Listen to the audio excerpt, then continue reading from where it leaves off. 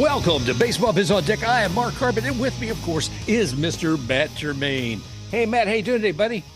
I'm a little worn from the extra innings game, to be honest. Oh, gosh, man. That was way past my bedtime. I mean, have mercy.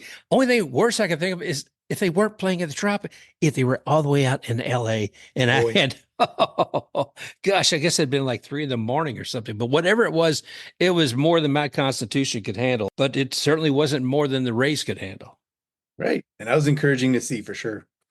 Yeah, I'll tell you, we'll talk about it. I do want to stop here at the kind of the beginning and give a nod to the MLBDevelops and also the USA Baseball organizations for getting together this past week out in Vero Beach with the Jackie Robinson Trailblazer Series. I got to tell you, Matt, that was very enjoyable for me to be able to go see this. There's like several teams of young ladies that are being trained, coached, run through drills by winners from the USA Baseball women's team, man. It's great to be able to see that kind of nurturing of talent and having role models in front of these young ladies for the game. But there's a couple of great days out there, and you see people like Tamara, Holmes, Monet Davis, Megan Meidlinger, and who else was? Oh yeah, Monet Davis. I mean, I said her. Well, yeah. Anyway, it was pretty good to see all these young women out there and seeing the training going on. Even some All-American girls were out there. See a picture of Lefty Lesko from way back in the wind and Maybelle Blair. But it was an exciting time for all. And just want to see more and more happen with women's baseball.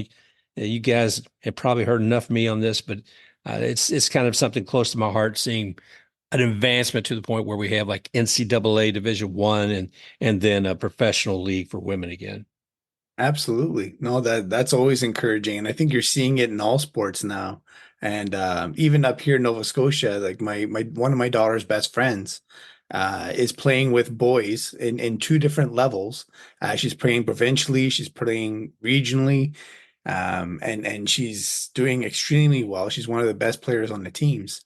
So by all means, I hope they get a league together. I hope something successful comes out of it so that we can get professional women's baseball on TV. It'd be great. Yes, indeed. I know there's going to be an event in Thunder Bay later this year too. So we'll keep folks up on that as well as things progress. But above and beyond all that entertainment, let's talk about what's happening with Rays and baseball, man. It has been a crazy few days. Yeah, there's so much going on. Like I don't even know where to start, to be quite honest. Like I almost want to digest the American League East. So you've had a lot of injuries lately with a lot of the different teams. You have guys coming back from injury. So I think DJ LeMahieu, Eric Swanson, and who's the other guy? Jordan Romano for, the Jays and the Yankees are all expected to come back. And then you have the Red Sox just getting hammered with injuries. Like at first it was Lucas Giolito before the season started. Now it's Rafael Devers. And they also lost Garrett Whitlock to injury. He went on IL. So it's just a kind of setting the tone a little bit. And as that's happening, the Orioles have promoted Jackson Holiday, and all it's done is boosted their, enthusiasm and wins to the point where they're almost caught up to the Yankees at the top of the list. And the Rays just scrapping their way through this initial stretch of I don't know what you would call it. Like I look at the record and I see them 10-8, and I see that they're 7-3 over the last 10. And I scratch my head. I'm like, that is just incredible to see because they've had to fight and claw for every one of those wins. And it's been fun to watch.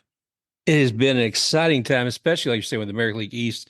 And my gosh, I was looking here earlier. I have to keep changing what I have for the standings because the Yankees, I think they just beat the Blue Jays earlier today. Let's see what Yeah, we I got. watched that game, and the Blue Jays just didn't have the pen availability to kind of mitigate the threats that were coming up at the end of the game.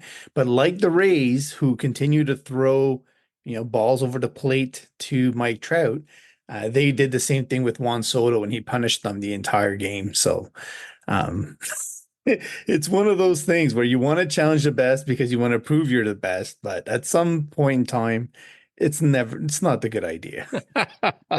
Oh man, Matt, I'm looking though still across the American League East, and everybody is above 500. Well, Red Sox are at 500. I mean, that speaks well of the division as it normally does. But what did surprise me is not only that the Guardians are leading the American League Central with a 706, but the Royals are 12 and 6, man. So, it's just the Royals do. For years, I have never expected anything from the Royals. I know this is early. We're only, 11% into the season, Mhm. but wow. Yeah, I predicted both of those things actually, the Guardians and the Royals. I knew the Royals had made a lot of investments. I didn't know, like a lot of times teams make a lot of changes and they don't pan out. But in their case, they added the right kind of veteran starters around the strong starter that they found last year. And I also am a huge fan of Bobby Witt Jr. At some point, I'm going to buy his jersey because I just love his game. To me, he's one of those guys who does absolutely everything well, including how he handles himself off the field. I think that he's a high character person. He's what I had hoped that Wander Franco would be for the Mm. Rays. So to see him have that kind of success, and he was my pick for MVP this year, does not surprise me in the least. And I'm glad that they surrounded him with enough talent to have that success. I don't know if they'll have enough to make the wild card, but they'll be in that fight all year long for sure, unless they have big, injuries like anybody else.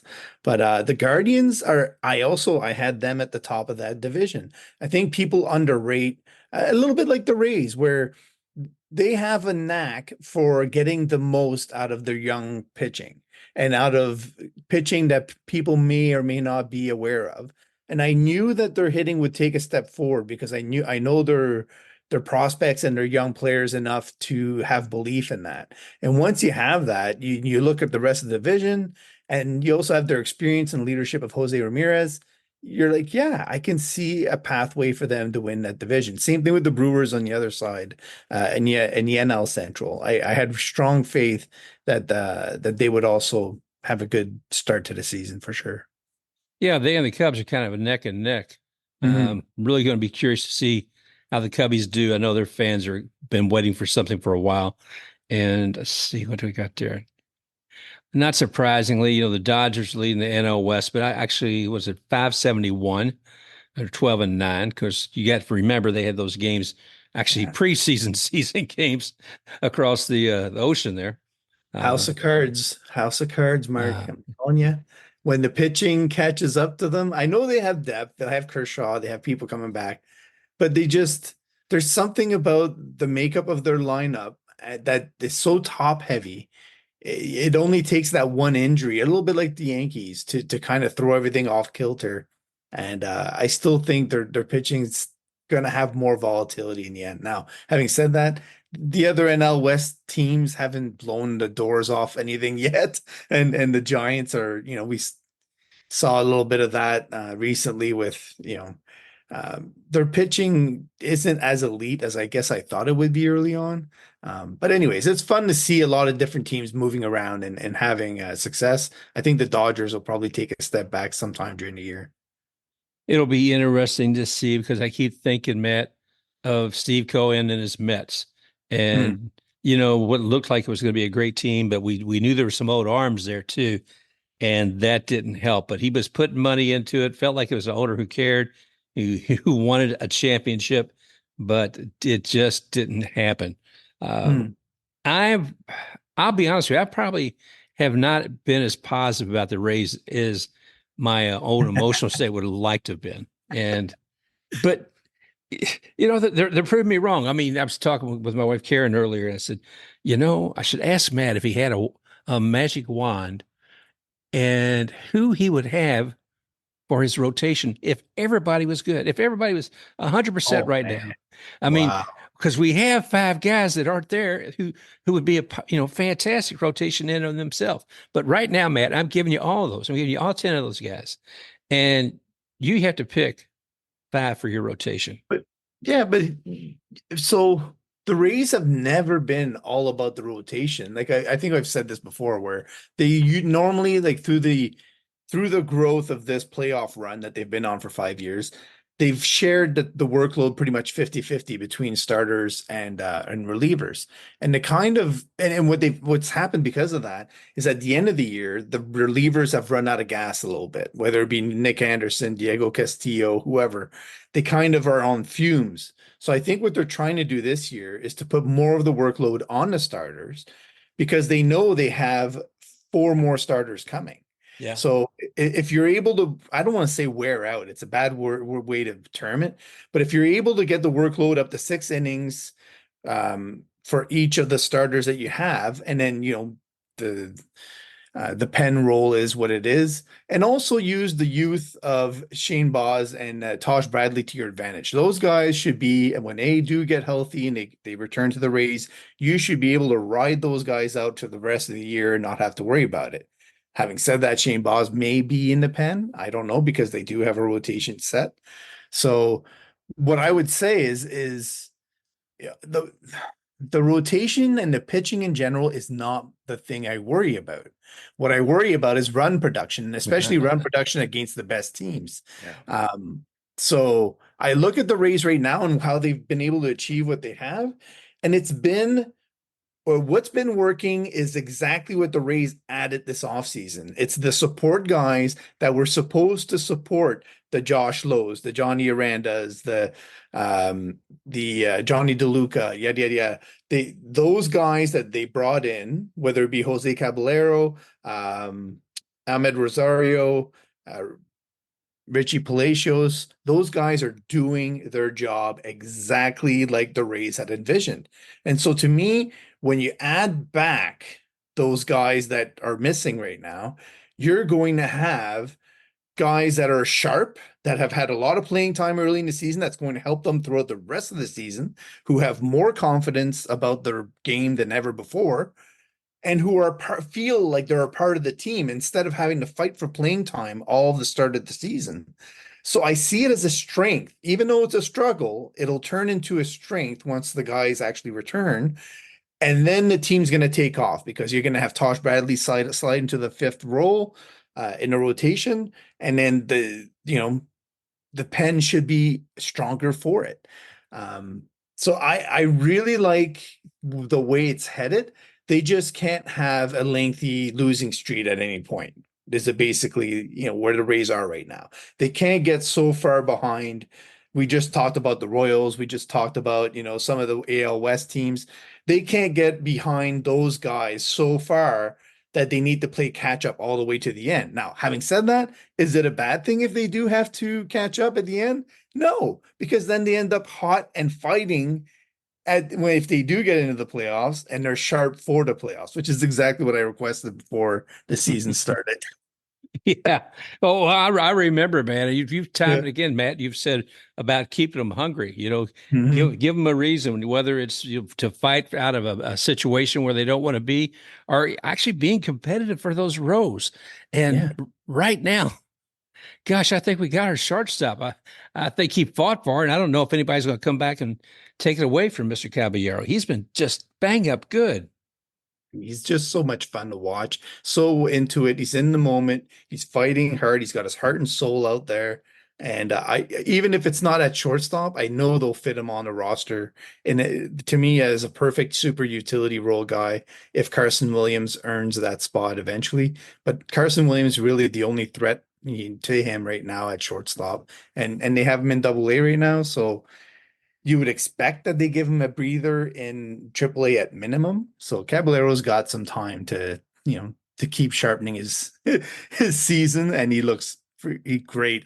That triple was just, it was great to see both for the Rays and for Jose. Like you're just so happy for him.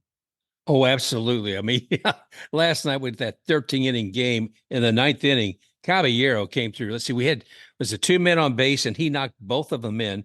And it was one of those where it was all the way out in right field, almost to the corner, still saying fair, but man, they had to scamper to get it. And he ran all the way to third. And the excitement of the rest of that team to say, hey, we're back in contention for this game because it wasn't looking good. But he sure did. He was able to turn it around. Was that one of those situations where there was already two outs? Yeah, yeah, there was two. It was their last out.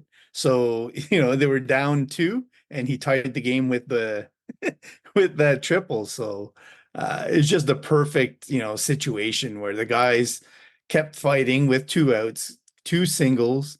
Ahmed Rosario was one of them, I believe, and yeah, they just kept fighting. When everybody, I had some people on Twitter telling me it's over, it's over, it's over, like at least 15 people. And I was like, yeah, I don't know. I had this feeling like it's going to happen. Normally, if it's too bad or I think the guys are not into it, I might, venture off a little bit or have it playing and just listen to see if something major happens and then go back if something does. But in this case, I was glued to the TV and I was like, something feels like it's going to happen. So You could feel the I, energy. sidebar, the Rays got Mike Trout out. I just wanted to say that. And they've tied the game now. So it's 1-1. And every time they get Mike Trout out, I feel like I need to have some sort of little party and We need some ritual. Not that we have to drink a tankard of ale or something, but we uh, some sort of little ritual with that because yeah, every time he comes at the bat, I just want to go, oh my gosh, oh my gosh. But yeah, I was really hoping they'd be able to hold their own with him. And that man, I think they said he scored 14 games in a row, something like that. I shouldn't say because I don't have it in front of me. yeah, he just hit his eighth home run of the year tonight. And he there are very like I went out of my way to go watch Derek Jeter in Baltimore because I wanted to see him play live and I hadn't had the chance to. And and to me, Mike Trout is in that league. He's kind of like one of those players that you want to see live at least once in your life because you have the chance to, even though he plays, for a team that hasn't had much playoff success. I think it's good to go watch the best of a game because then you have a measuring stick for what greatness really is and what a Hall of Famer is. And he's a Hall of Famer. He could retire today and he'd be a Hall of Famer. So, True, true. yeah. Well, here's another fella I was just looking at again, Mr. Jose Siri. Man, in last night's game, he went at it hard trying to catch a couple of balls that went all the way to the wall. I mean, someone went over, but there's that one. He slams himself into the wall, captures that ball, and gets the out. He is just amazing. I was looking at the stats on him too because I was curious about stolen bases. Let's see here real quick. I think last year he had He had 12 in a year, and I think yeah. he's already up to six. Yep, that's what it was. Man, I knew it was double. Yeah, He's only or half. He's half of what he did for an entire year after only a exactly. few games. It's like, wow, what? And not only that, his on base percentage is really strong too. Like he's doing a better job, or he was. He's in a little bit of a slump now, but he I just like the fact he was sacrificing the body out there. And the Rays have always had a center fielder that does that. And he put it on the line for that catch, and it was in a key moment. If he hadn't made that catch, if the Rays, let's say they had Josh Lowe out there, I'm not sure he makes that catch, as an example. So it's great to see Jose Siri get a lot of playing time, and I think that's keeping him sharp out there. I was gonna say I thought he should have had the card in his mouth like he often does when he's running and making catches, like the positional card. Yeah. That would have made an even better picture. But somebody online took the catch on the fence and made it look like it was a sticker on the fence, basically, where it was like a person's body shape and like when they put the tape on a dead body. Oh, That's what it looks like, oh, you know. But it was hilarious anyway. It was a great catch and saved the game for them, really. yeah. He's amazing to watch. Like I said, and mentioning that stat and his aggressive nature, and I'm really curious to see where he winds up at the end of the year.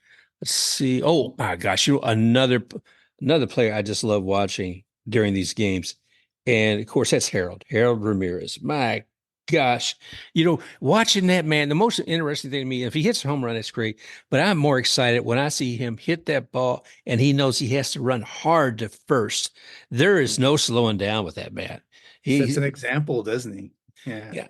Yeah, I keep thinking back to those years ago when Manny Machado was getting criticized for kind of sloughing his way down to first, when he should have been hitting it as hard as running as hard as possible. And I thought, yeah, should go back in time. We'll show you, Mister. We'll show you what he can do right here, and with Harold, because he is a great example for anybody to follow with true commitment to running it all the way out when you hit it. Absolutely. And because of that, he's earned, I think, two, maybe even three hits this year that he may not have gotten if he was lackadaisical about getting to first base. So, and it's not only him, right? It's when he does that, the young guys on the team, let's say Curtis Mead, they know they have to follow suit.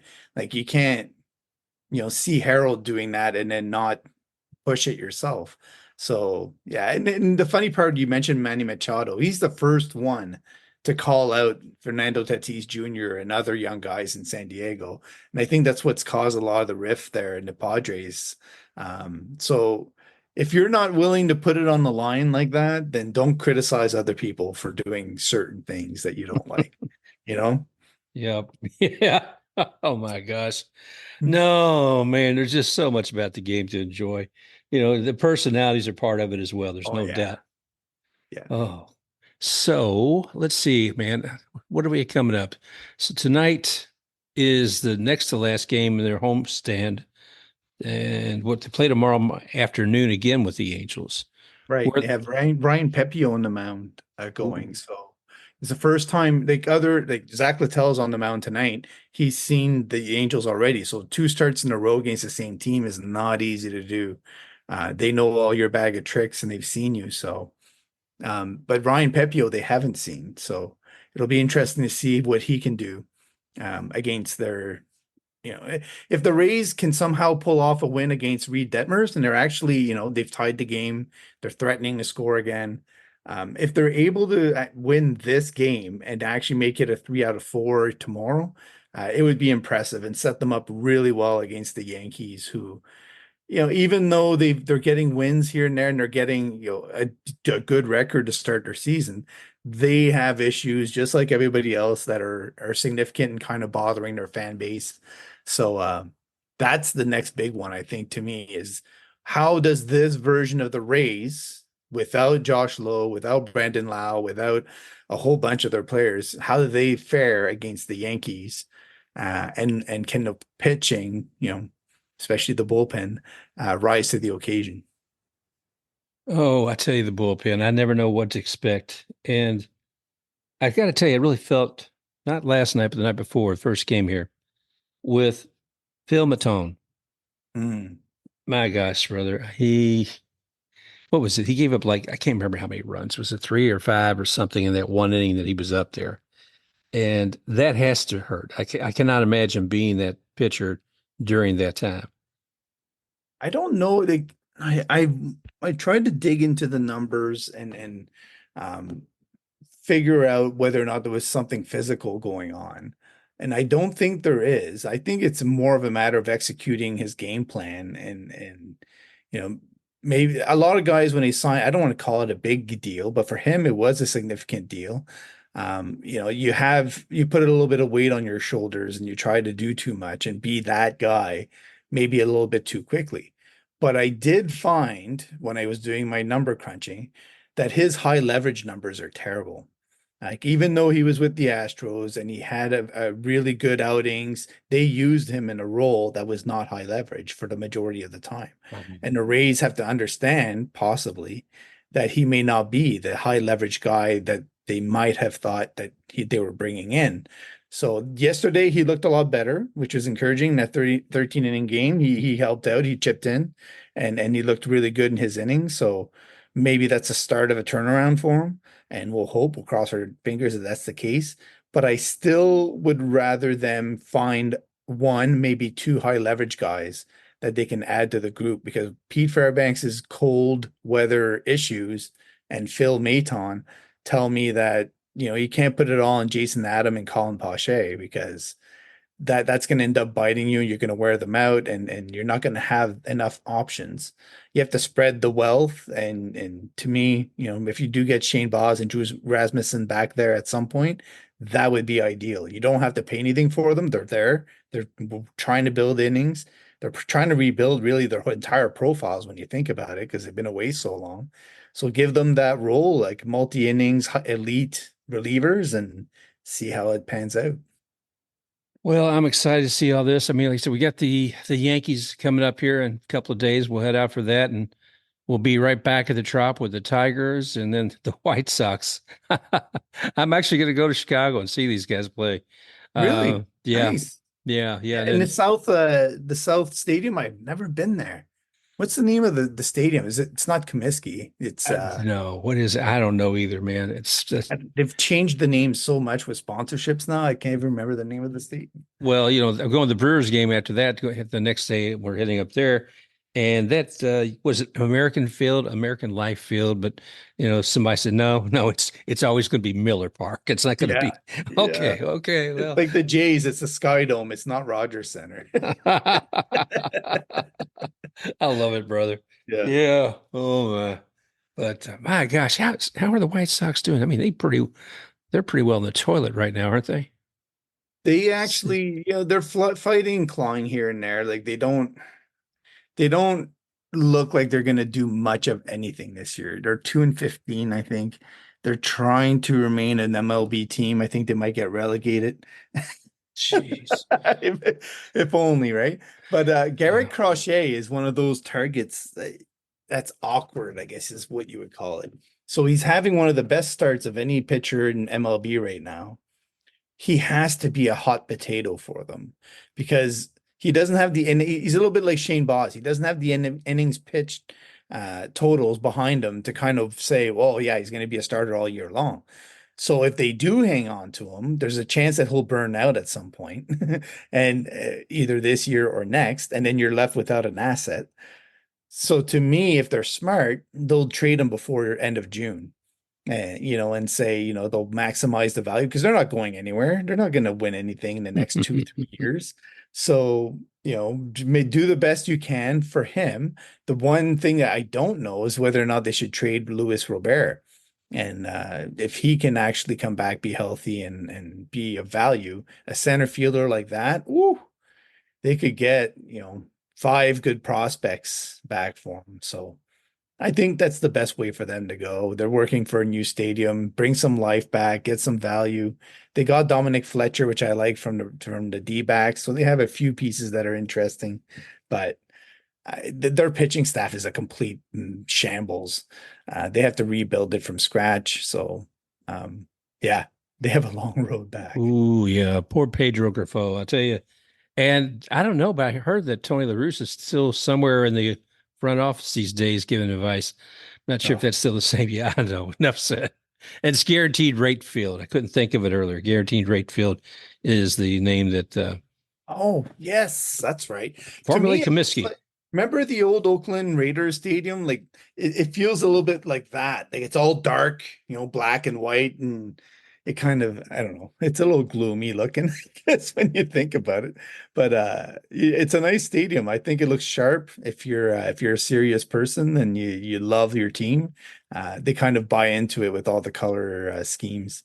And remind me a little bit like when you go see the Boston Bruins in Boston, everything is black and yellow. So it brings some spirit to the building anyway. We have occasionally have here a guest who has his podcast on the White Sox. That's called Good Guys Talk Back. And No, yeah, it's Nick Morawski. Instead of good guys wear black, is what I think years ago was kind of a chant of the teams, or at least a theme that they did with the White Sox. So he's good guys talk back, and Nick's always got some great insights to the team.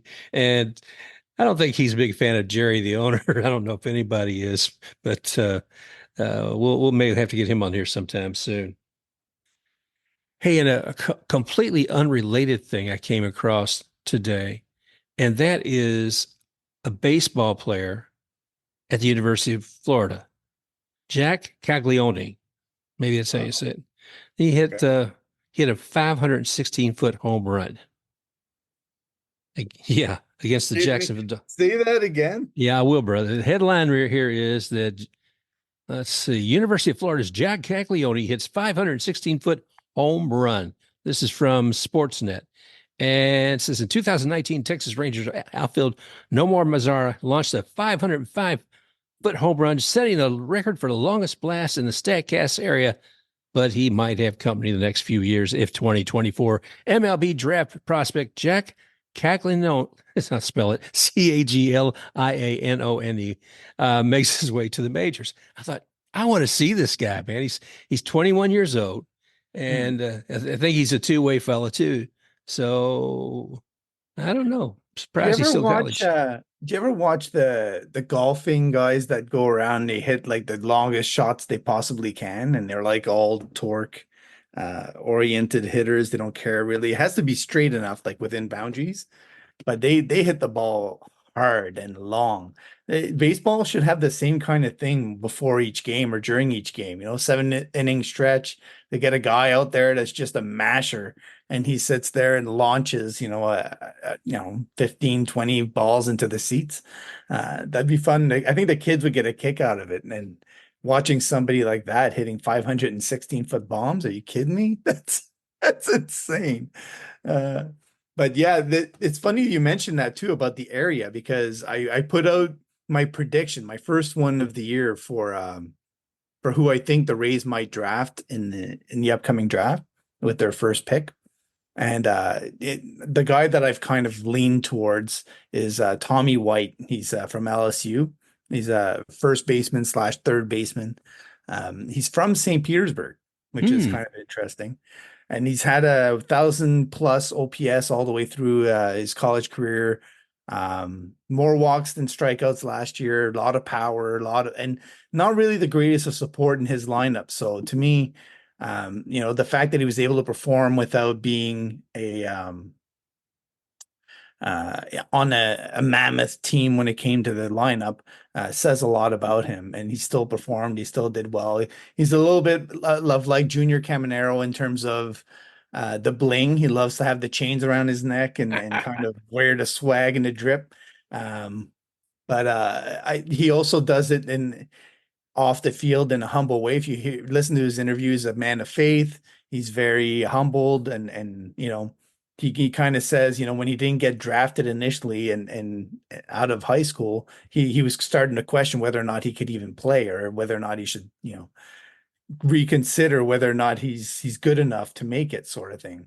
So it's kind of interesting, but I think those humbling things are what the Rays love. Like they want those guys that are hungry, um that are have their ears open to learn. And for him being from the area and being a massive talent with a big bat, I think it has a high floor and a very high ceiling as well. And what's that gentleman's name again? His name is Tommy White. Tommy White. Boy, I tell you what, if I can't remember that one. Tommy White sounds like everybody will remember that name soon. Jeez, That's funny. if it'd been Bob Jones, maybe I would have got it. But anyway, Yeah, Tommy that's true. and golf to boot. But I'm looking here a little bit more at this story. Caglione. See, he entered Tuesday's game against Jacksonville University with 20 home runs and a 1319 OPS in 35 games. Woo. Yeah, he's also walked 20 times compared to just 14 strikeouts. It's a standing 6'5". Caglianone has touched triple digits with his fastball, emerging as a potential two-way threat at the next level. This season on the mound, he's delivered 39.1 innings of 3.89 ERA ball with 49 strikeouts. Okay, so I'm gonna say something here. Um, if you're the Rays, right? And remember when they went through the whole catching thing, they were drafting guys really high, paying them big bonuses, and they stopped doing it because it just wasn't working out. It was making it, a terrible decision. So they changed their whole strategy. After having gone through the Brendan McKay thing, do you reconsider ever venturing on a two-way player the way they did? Because they gave Brendan like $7 million at the time, which was Yeah. quite a bit of money. So, do you think the Rays would be skittish about signing a player like that that's two-way or wants to push the two-way envelope? Quite honestly, I think they would. And it's sad. I think it's a lesson learned. It shouldn't be that it shouldn't put a mark on that type of player. But I'm think with Brendan McKay, I think they'd be gun shy. I think they'd be a little hesitant about the whole thing again. A little bit. I think they'd have to do more homework, is probably what they would do, or have a better game plan that protects the player a little bit more, maybe. It's hard. There's only one that's done it successfully for a long time. So, and we're seeing the impact on his body of having it done for a long time. Like, Yeah. we don't know if we'll ever get the true Shohei back ever. And they gave him 700 million for it, for the pack, which is just hilarious to me. I Oh, don't, well, I shouldn't say hilarious, sad and hilarious, I and know you know what I mean. the irony of it all. I mean, in Yeah. the like I said, well, we talked before. I've said it 100 times about looking at Aaron Judge, and he was having that fantastic year. The year he signed a new contract, and the next year he has turf toe, and he's out for several games of the season. And it's a fickle business, man. It's a fickle business. It So, really is. so what else have we covered that we haven't spoken about thus far? Isak Paredes. Oh yeah. I did, like, last night, like, just the at bats he was having, and the fact that he's, I know Gunnar Henderson hasn't beat right now because he's just on fire, but when you look around the league at all the third basemen around, and you see Isak Paredes and what he's putting up and the at bats he's having, I want to see him in the third spot in the Rays lineup so bad. I'm tired of seeing Randy Arozarena one pitch at bats. Sometimes he has a decent at bat. Sometimes I think if you make Randy Arozarena earn one of those roles in the top three of the lineup or top four, Mm-hmm. you'll be much better off for it. Handing it to him without any, competition is not going to serve you well at all. So, but I just love the at bats. I don't know if Isak Paredes is exactly learning from Yandy Diaz or not, but I think he's taking his game to a level that's making it extremely hard on the Rays, because now they have to weigh Junior Caminero, who's a third baseman, and Isak Paredes, who's one of the top four third basemen in the league. You can't exactly move that off, and it's been defensively and offensively, not just one side or the other. So what do you do with Junior Caminero? So I put out a poll this week that asked Rays fans whether or not they'd like to see Junior Caminero get more time at second base so he could get used to the position and see if it's viable for him, so that then he could take over that role more often, and possibly, something else happens to Curtis Mead, first base, DH, whatever it may be. But I just think his athleticism for Junior Caminero's case would work well at second. I don't think he'd have many problems with it at all. So 75% said they're on board for it. So I'm like, hey, that's sits well with me. So we'll see. I don't know if the Rays will put Caminero at second base ever. They've done it with Isak Paredes, who I would say is not as athletic as Junior Caminero overall. So Isak could go to second if needed. But I just think it's a great problem to have. You could say the Rays have the best prospect bat in the minors today, who's 20 years old, third baseman, and they have Isak Paredes, who's a top 4 or 5 third baseman in major leagues. So that is an incredible problem to have if you're the Tampa Bay Rays. Yeah, I'll tell you, brother, it's something. I want to go back to what you were saying about keeping them hungry when you're talking about Isak moving up in the lineup and maybe a Rosarina not. And I think it's important to keep the team hungry. Either if a person can get comfortable in any position, it's time to make a change. And we're not talking about setting anybody down for games. We're talking about giving them a reason to do more. And Randy's got Randy Land, and they love him. And Friday night we'll see it all go nuts again. But I think you're right. It would be nice to see him earn that position again in the lineup. I think there's a lot of value in riding the hottest bats. So, players will go through stretches when they're seeing the ball extremely well. Take advantage of that. Put that at the top of the lineup. Don't say, oh, he's doing that because he's hitting seventh. I hate it when people say that. It's ludicrous. The position in the lineup is not going to have it make you do better, especially if it's lower down in the lineup. That is not why you're doing well. The reason you're doing well is because you're seeing what the pitcher is doing. You have a good game plan. So the guys that have the right game plan at the right time, which sometimes can mean the scouting reports on that player are wrong. So take advantage of it and give those guys more at bats. Put them at the top of the lineup, and wait for the other ones to catch fire and then flip them back around. The guys are, as long as they're in the lineup, I don't think they'll have, hair on fire, yelling, screaming, saying, "Oh, you can't do this to me." Now, especially if you're having success with it. Yeah. Well, it looks like right now, it looks like Caballero's up to bat, and the bottom of the fourth, 2 outs and 2-2 count. But yeah, you know what? They're making Reed Detmers work. So I would look at the thing I was looking at for today, obviously, because of the 13 inning game yesterday, was the pitch count. So Zach Littell started out with the first inning, he almost threw 30 pitches. And now he's up to 75 and he's thrown 4. So he's done really well over the next 3 innings of settling down and not, going that deep into each inning and catching up a little bit. I think the Rays will push him to 100 today if they can, because the only reliever they have that hasn't thrown in yesterday was Kevin Kelly.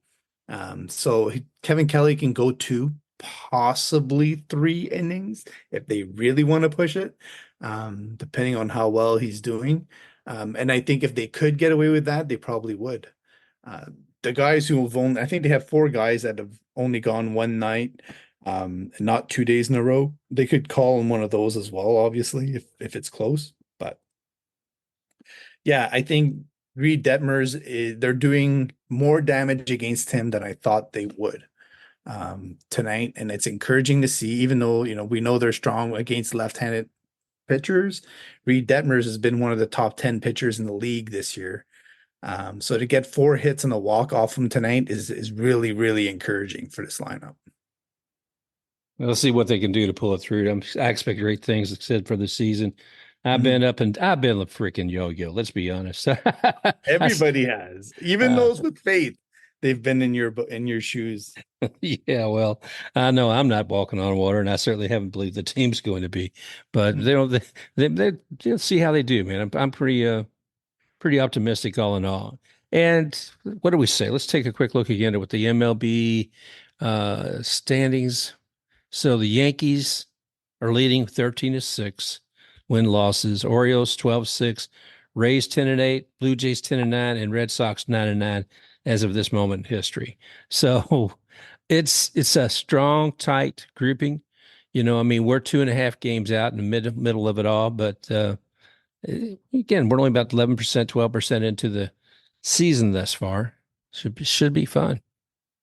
Yeah, absolutely. I think, people will be pleasantly surprised by how quickly things pick up once Taj Bradley, Josh Lowe starting his rehab tomorrow.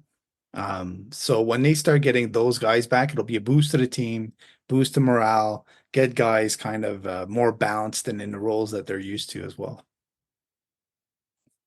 Well, I'm going to get over here and start watching the game, brother. Yep.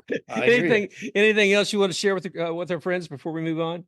No, the only other thing I would say is the Durham Bulls are the only ones that are under 500. All the affiliates are doing well. Some of the guys are picking up steam, and I can't say enough how impressed I am by Chandler Simpson and Braden Taylor. Both those guys are looking outstanding, as well as Ian Seymour and Brendan McKay in AA. They're both like, those are the 4 guys I'd want to point out to people and say, take a look at them if you can watch the minors games on MLB TV. Well worth your time. They're looking great to start the year and could probably get promoted pretty soon. I'm Mark Carbon. That's Mr. Matt Germain. You can find Matt on Twitter at Matt MAT_Germain GERMAIN _ Matt_Germain _ and that's on X.com. Matt, I want to continue to watch you every day. You've been putting on a lot of different notes as far as on the posts, I should say, on X. That there's been so much to talk about, and I greatly appreciate it as a fan of the game and a fan of the race, all that you do up there. So thank you, man. Well, thank you very much. I appreciate the kudos. That's awesome. All right. Always helps. Well, we want to thank all of you who've been helping us out. We've been rising up in the rankings there in the podcast world, but go ahead and leave us a like, subscribe, and review us if you like. We welcome all that, and we look forward to talking with you all again real soon. Thanks again, everybody, for joining us here today, and we look forward to talking with you again real soon. Just remember, you can find us on Apple Podcasts, iHeartRadio, YouTube Music, Pandora, Amazon Music, and of course here, and also on baseballbizondeck.com. Please go ahead and love us, like I said, and leave your reviews. Also want to leave special thanks to X Take RUX for the music rocking forward.